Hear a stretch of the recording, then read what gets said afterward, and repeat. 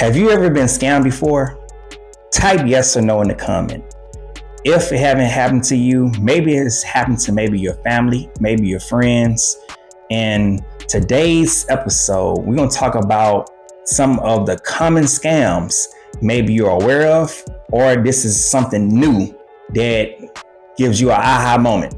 And if you stay tuned towards the end, I'm going to share with you some strategies to help protect our money, because we work too hard for people, hackers that's trying to take our hard-earned money from us. So do me a favor, smash that thumbs up. Consider yourself becoming the next generation investor after you have viewed the entirety of this segment. In today's segment, being aware of these seven scams. And the first one I want to talk about is the fake investigation. This one right here is scammers may call and identify themselves as banks, maybe other services like Apple, PayPal, or even a law enforcement representative. What they do, they create a sense of urgency. So they want you to make a hurry, rash decision. They want to create some type of fear, all right? They ask you to withdraw cash from your account and they request personal info, okay? So those are the red flags to be aware of. Let's keep it going. Phishing scams. These scammers use phishing emails, texts, or calls to trick you into revealing sensitive information like passwords and credit card numbers, even social security numbers. That's crazy. What they do, they ask you to click on suspicious links or downloads. That's why it's important to really pay attention to what you are clicking as you read your emails. Be careful. Be careful about clicking on certain emails, because some of these emails, they have viruses on them as well. Something to think about. Moving on to health insurance scams. Okay, health insurance scams. What do? They scammers often poses as Medicare representatives. So to all my 65 and up senior citizens, they targeting you. Okay, be careful. Be careful. They tell the senior that they need a new Medicare card and request a social security number. So these are some of the red flags. They gather personal info to bill Medicare and take the money for themselves. So they act like they are representing Medicare, Medicaid, and they want you to get that information to them so they can tap into your information to steal your money. That's right. They're not trying to do anything integral, all right? No integrity at all.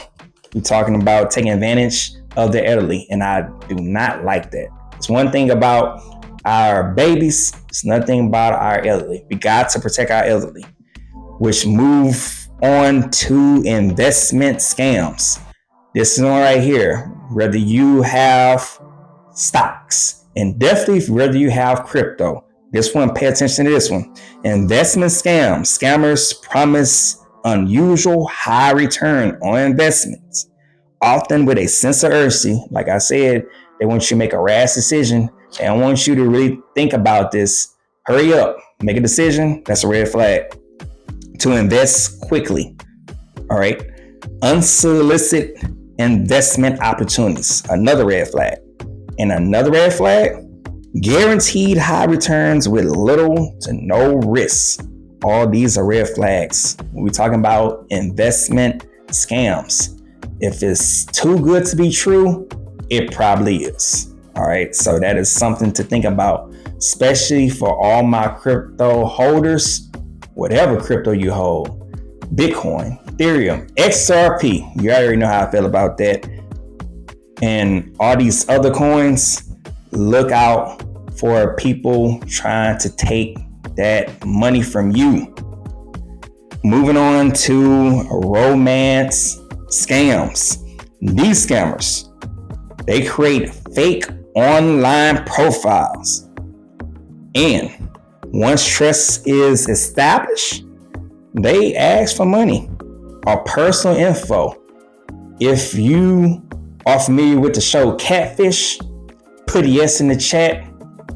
That show right there exposed a lot of romance scams, and it happens every day.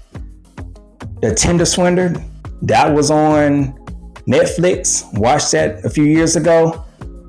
Any social media or social dating app, be careful.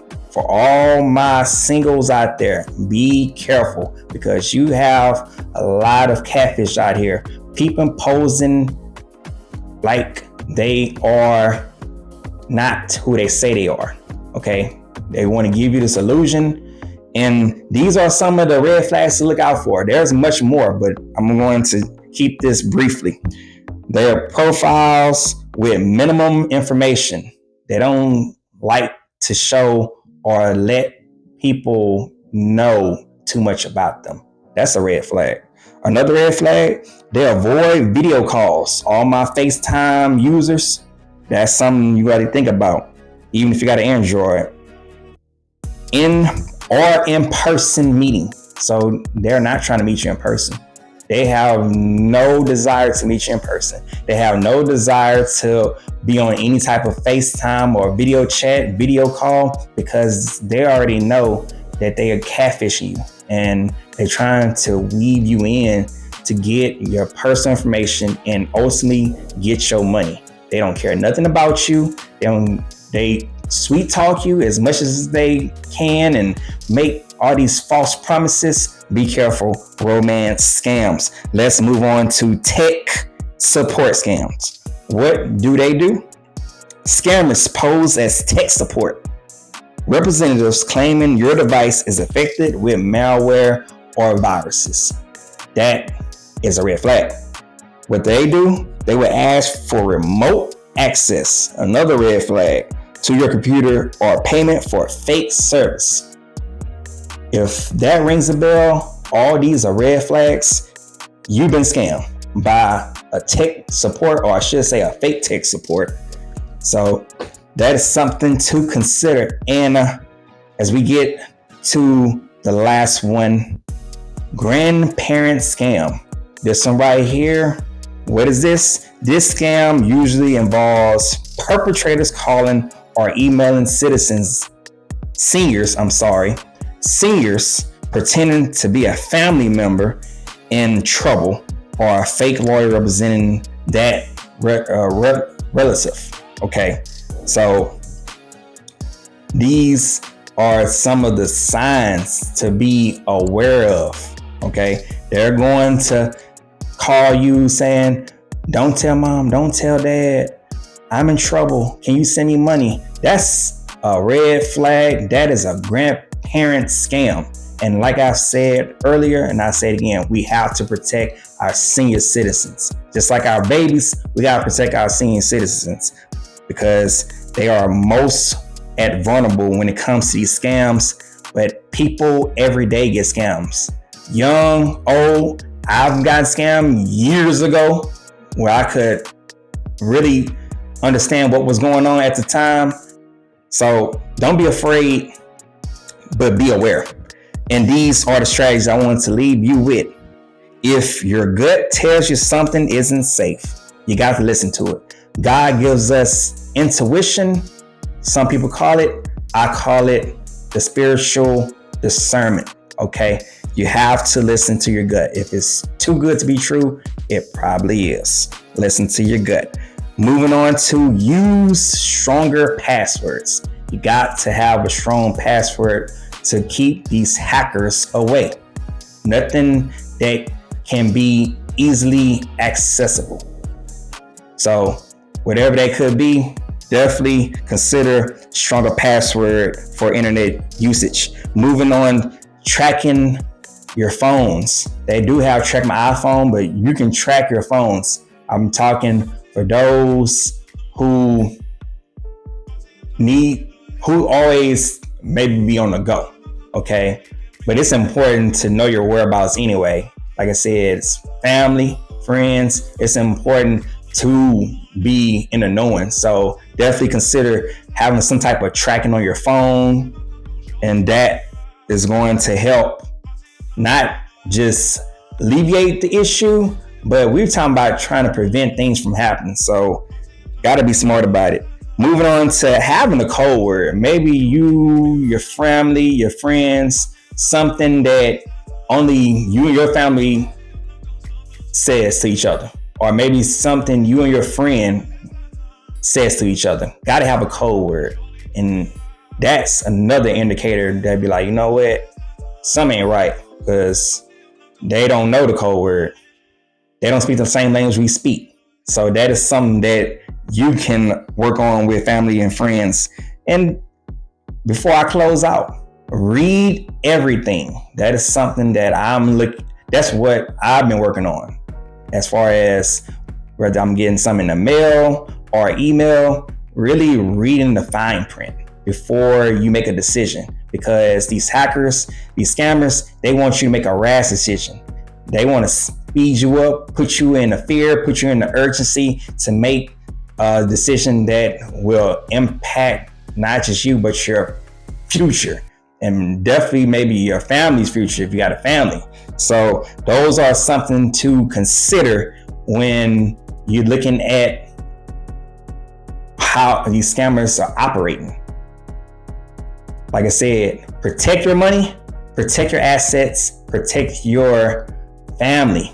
Okay, we got to protect each other. We got to be in the knowing, got to be aware, stay alert, continue to smash that thumbs up if this has been helpful. Hopefully I've helped you. Hopefully this inspires you to be more safe. And like I said, consider yourself being the next generation investor, because I got more I'm cooking up in the laboratory. You can call me the scientist. See ya.